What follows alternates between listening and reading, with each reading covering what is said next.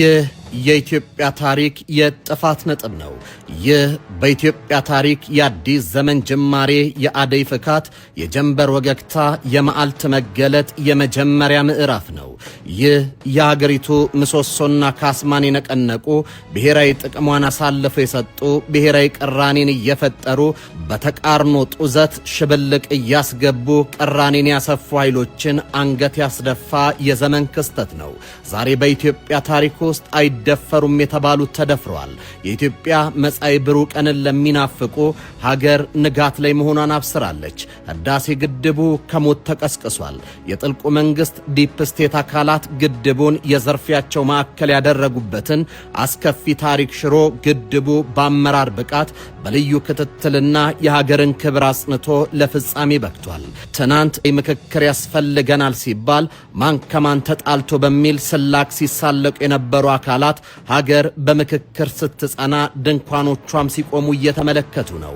የባህር በሩን ለባዕዳን በሴራ ሰጥተው የኢትዮጵያ ሀገራዊ ኩራትን ማቅ ያለበሱት ሄደው የባህር በር ጥያቄን ዋሽተው የሀገር ክብርን ለመመለስ በወሰኑ የቁርጥ ቀን የሀገር ልጆች ተተክቷል። ጋናዊው ደራሲ አይክዌ አርማ ቆንጆቹ ገና አልተወለዱም በተሰኘው መጽሐፉ በዘመን ጭቃ ውስጥ ተዘፍቆ ንጣትን ከጽልመት ማቅ ውስጥ ተተብትቦ ደግሞ ፍካትን ይናፍቃል።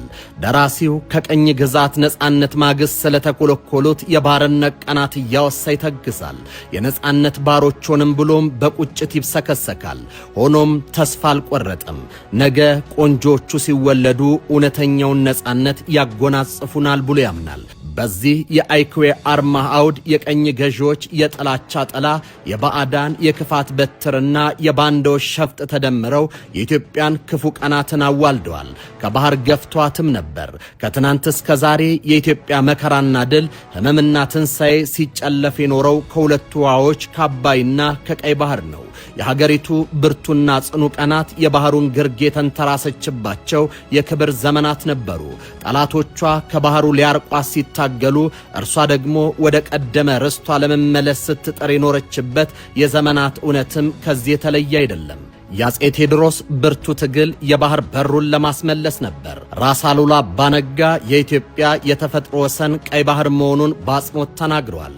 አፄ ሚኒሊክ ለአድዋው ጦርነት የክተት አዋጅ ሲያውጁ ጠላት ፈጣሪ ወሰነልንን የባህር በር አልፎ መጥቷል በሚል ጽኑ እምነት ነበር።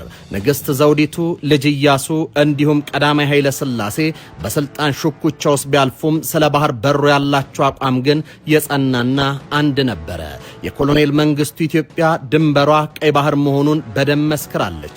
በዚህ የተጋድሎ ታሪክ ውስጥ ግን ህወሓት መራሹ ኢህአዴግ የግብፅ የአፍሪካ ቀንድ አጀንዳ አስፈጻሚ ከሆነው የሻዕቢያ መንግስት ጋር በማበር የታሪክ ጥፋትን ፈጠረ።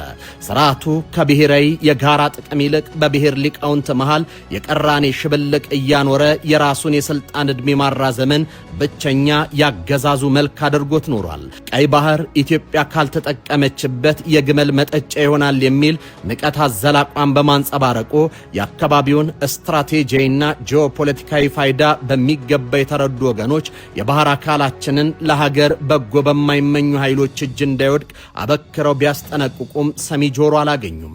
በዚያ ዘመን ስለ ባህር በር ማውራት እንደ ነውር ተቆጠረ። ስለ ርስቱ የጠየቀ ሁሉ በጦር ሰባቂነት ተብጠለጠለ። የሀገሪቱ የህልውና መተንፈሻ መዘጋት ያንገበገባቸው ወታደራዊ መኮንኖችና ባለስልጣኖችም ከመዋቅሩ ተገፉ። ሆኖም በዚህ የዘመን ጽልመት ውስጥም ቢሆን ሁሉም ብሩህ ቀን እንደሚመጣ ተስፋ ከማድረግ አልተቆጠቡም። ኢትዮጵያም ከተገፋችበት ቀይ ባህር ዳግም የሚያስተሳስሯት ልጆቿ እንደሚወለዱ በናፍቆት ጠበቁ። እነሆ ዛሬ ያ የተናፈቀው ዘመን መጣ። እኛም የተናፈቁ ልጆች ተወለዱ። በኢትዮጵያ የፖለቲካ ልሳነ ምድር የባህር በር ጉዳይ ዳግም አጀንዳ ሆኗል። ተፈጥሮ ኢትዮጵያን ከባህር በሯ ጋር በአንድ ጅማት ቋጥራታለች። ዳርቻዋ ቀይ ባህር ነው ብለው የሚሞግቱ ልጆቿ ዳግም ተነስተዋል። አዎ ቆንጆቹ ተወልደዋል። ኢትዮጵያ ውስጥ ኮሽ ሲል ያደፈጡ የሚነቁ የዘመናት ያልተቋረጠ የጠላትነት ስሜት ያላቸው አገራት አሉ። የኢትዮጵያን ታሪክ ከጉንደት እስከ ጉራ፣ ከአድዋ እስከ ማይጮ፣ ከካራማራ እስከ ባድመ እያንዳንዱን ብትፈትሹት ስንገነባ ያደፈጡ ስንጨቃጨቅ እድል ጊዜ ጠብቀው ጣልቃ ሽብልቅ እየገቡ መሻቶቻችን እንዳንከውን የሚያደርጉ ኃይሎች አሉ።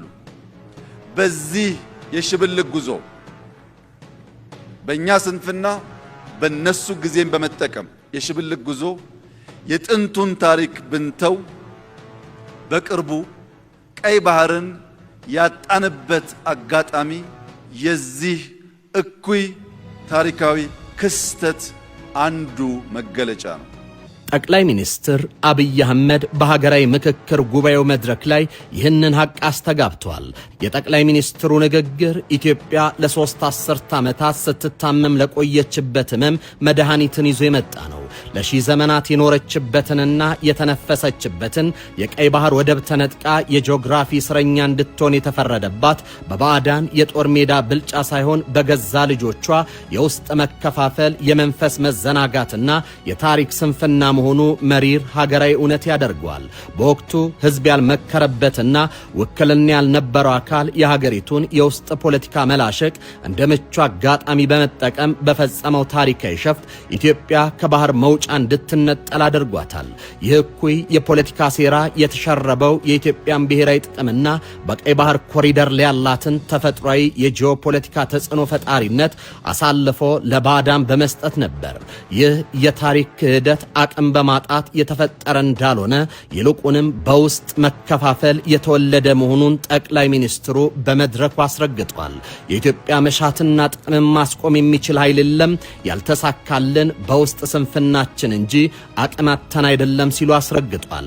ዛሬም ቢሆን በየአቅጣጫው የሚንጸባረቁት የፕሮፓጋንዳ ጩኸቶችና የውስጥ አለመግባባቶች ሀገሪቱን ከዓለም አቀፍ የባህር ተጠቃሚነትና ከቀጠናዊ ስትራቴጂያዊ ተሳትፎ ዳግም ለማግለል የሚደረግ የታደሰ ሴራ አካል መሆናቸውን ልብ ማለትም ይገባል።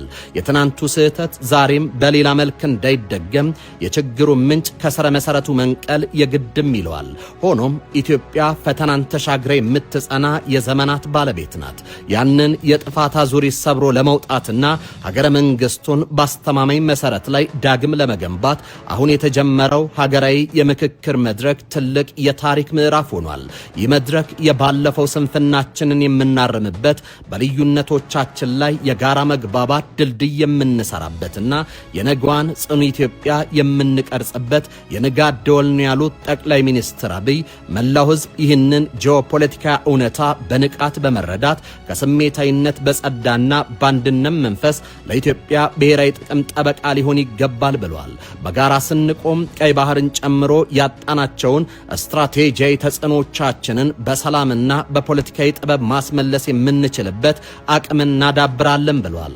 ጠቅላይ ሚኒስትር አብይ አህመድ ታሪካዊውን ሀገራዊ የምክክር ጉባኤ በይፋ ባስጀመሩበት መድረክ ላይ የኢትዮጵያ ፖለቲካ ለዘመናት ሲጓዝበት የቆየውን በኃይል ቃል ተጀምሮ በኃይል እርምጃ የሚደመደም አውዳሚ አዙሪት ለመስበር የሚያስችለውን ወርቃማ ዕድል መፈጠሩንም አብስሯል።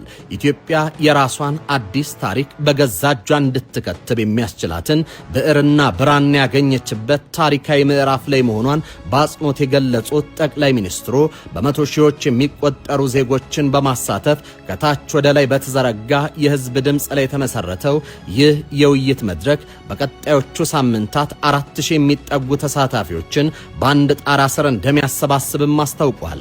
የጠቅላይ ሚኒስትሩ ንግግር ጊዜያዊ ፖለቲካ ክንውንን ከማብሰር ባለፈ የሀገሪቱን የፖለቲካ ታሪክ፣ የልሂቃንን ስብራትና የወደፊት ተስፋን በጥልቅ የፈተሸ ነው። በተለይም ኢትዮጵያ አዲስ ታሪክ ለመጻፍ ብዕርና ብራና አግኝታለች የማለታቸው እውነት የውጭ አጋፋሪዎችንና አስታራቂዎችን ሳንጠብቅ የራሳችንን ዕድል በራሳችን መወሰን አለብን የሚል ጥልቅ የሉዓላዊነት በራስ አቅም የመንተራስ እውነትን ያጸና ነው። የውጭ ኃይሎች ጣልቃ ገብነት የሚመነጨው ከውስጥ መከፋፈል በመሆኑ የውስጥ እርቅ ትልቁ የሉዓላዊነት መከታ መሆኑን በንግግራቸው አስምረውበታል። ከዚህ በተጨማሪም ተሳታፊዎች ከሰፈር አስተሳሰብ እንዲወጡ የቀረበው የጠቅላይ ሚኒስትሩ ጥብቅ ማሳሰቢያ የሀገሪቱን የፖለቲካ ምህዳር የቃኘውን ጠባብ የብሔርና የጎጥ ፖለቲካን የሚሞግት ነው። የምክክሩ ስኬት የሚለካውም ተሳታፊዎች የየራሳቸውን የመንደር ትርክት ወደ ጎን ትተው የነገውን ትውልድ መጻኢ ዕድል ታሳቢ ላደረገ ሀገራዊ አጀንዳ ቅድሚያ መስጠት ሲችሉ ብቻ መሆኑን ያመለክታል። የኢትዮጵያ ፖለቲካ ለዘመናት የኃይልና የሴራ መጫወቻ ሆኖ መቆየቱን ተከትሎ አሁን የተፈጠረው መድረክ ይህንን ያሸናፊ ተሸናፊ የታሪክ ምዕራፍ በመዝጋት የሰላማዊ የስልጣን ሽግግርና የጋራ መግባባት ባህልን ለማስረጽ የተወጠነ መሆኑን የፖለቲካው ሂደት ያሳያል። የፖለቲካ ልሂቃን ብቻቸውን ከላይ ሆነው የሚወስኑበትን ልማድ በማስቀረት የህዝብን ትክክለኛ የልብ ትርታ ለማዳመጥ የተደረገው ይህ ጥረትም የሀገሪቱን የፖለቲካ አቅጣጫ ሊቀይር የሚችል ተቋማዊ እርምጃ ነው። ይህ ሀገራዊ የምክክር መድረክ ጠቅላይ ሚኒስትር አብይ እንደገለጹት ኢትዮጵያ የገጠሟትን ፈተናዎች ወደ መልካም አጋጣሚ ለመቀየር የተዘረጋ የድነት ገመድ ሲሆን ዛሬ የሚዘራው የውይይትና የይቅርታ ዘር ነገ ትውልድ የሚያርፍበትን ጠንካራ ሀገራዊ ጥላ ለመገንባት የማዕዘን ድንጋይ ሆኖ የሚያገለግል ይሆናል። በኢትዮጵያ ሰማይ ላይ ለሚያንዣብቡ አሞሮች ያለኝ መልእክት ከብቱን መርጠን የምንገዛ እኛ ነን። የቅርጫውን ባለቤት የምንወስን እኛ ነን።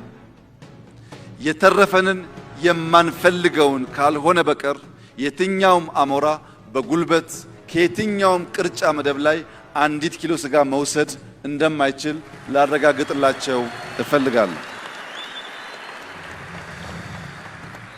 ስንፈልግ ስንወድ ለማጋራት ዝግጁ ነን።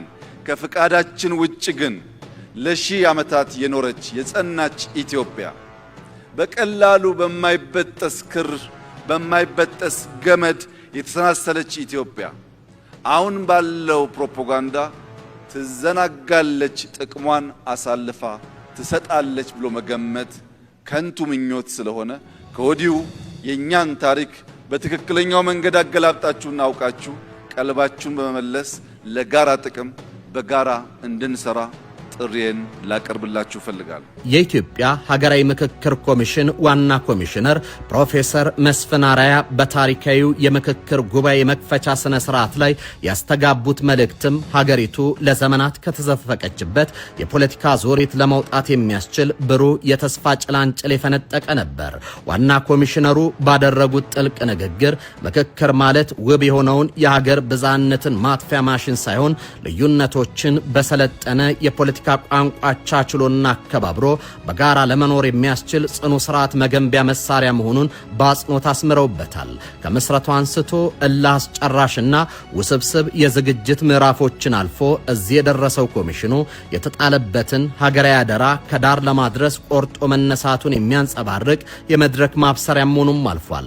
ለዘመናት እንደ ዝገት የተከማቹ የፖለቲካ ጥያቄዎችና እልባት ያላገኙ ጥያቄዎች ዛሬም ድረስ የዜጎችን የሰላም አየር እያደፈረሱና የሀገርን የአንድነት ቋጠሮ እየፈተኑ መሆናቸውን የጠቆሙ ፕሮፌሰር መስፍን የሐሳብ ልዩነት መኖሩ በራሱ የዲሞክራሲ ሕይወት ጸጋ የማንነት መገለጫ እንጂ የችግር ምንጭ እንዳልሆነ ባንክሮ ገልጿል።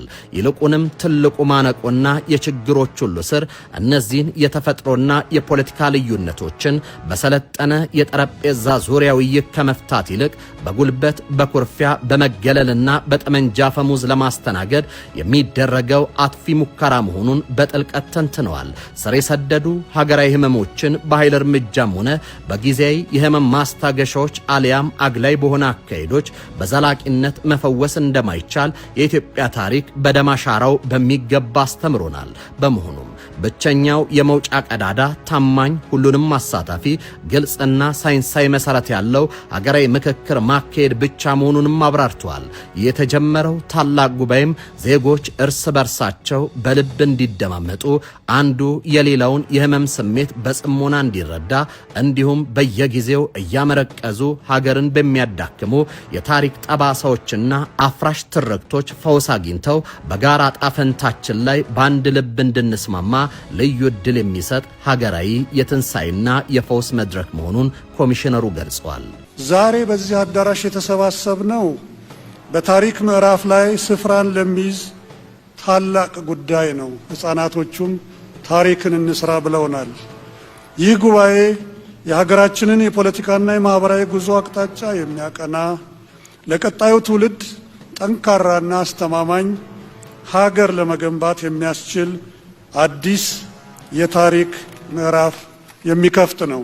የምስራቅ አፍሪካ የልማት በይነ መንግስታት ባለስልጣን ኢጋድ ዋና ጸሐፊ ዶክተር ወርቅነህ ገበየሁ በሀገራዊ ምክክር ጉባኤ መድረክ ላይ በንግግራቸው ይህ ታሪካዊ ጉባኤ ኢትዮጵያ ረዥምና ኩሪ ታሪኳን በመቀጠል አዲስ የምዕራፍ ጅማሮን በሰለጠነ መንገድ የምትጽፍበት ወርቃማ አጋጣሚ መሆኑን ባንክሮ ገልጸዋል።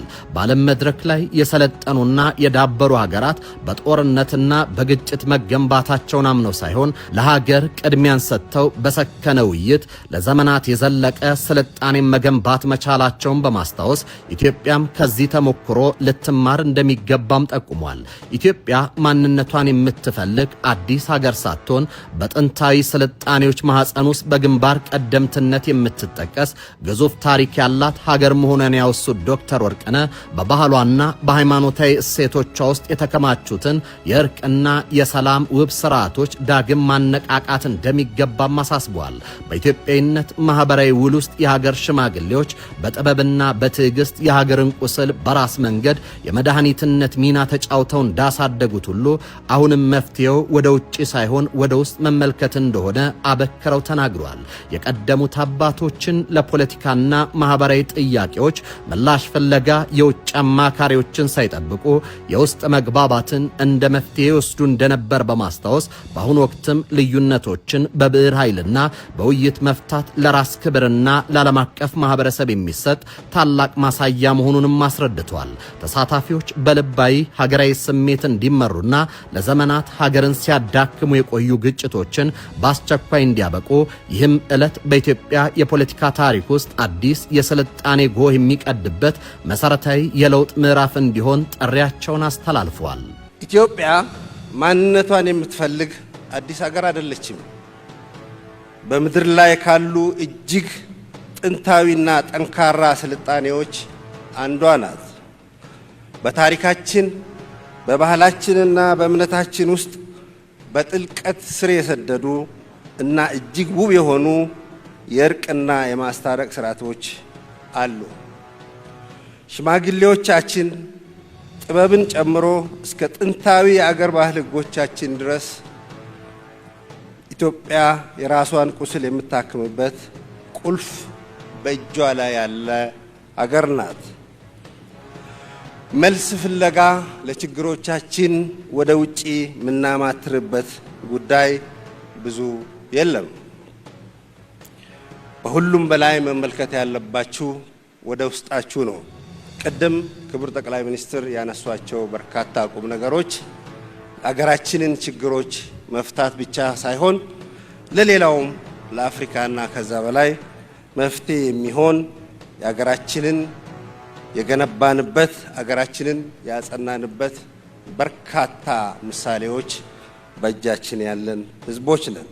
ኢትዮጵያ ለዘመናት ባህል ቋንቋ ስትናገር በሰይፍ አፈሙዝ ስትተማመንና በጦርነት አውድማ ስትፈተን የኖረች ሀገር ናት። ይህ ለዘመናት የዘለቀው የአሸናፊና ተሸናፊ የፖለቲካ ዙሪት የሀገሪቱን የሰላም ተስፋ በማዳከም አንድነቷን እየሸረሸረና ብሔራዊ ሉዓላዊነቷን ለውጭ ጣልቃ ገብነት ክፍት ሲያደርገው ቆይቷል።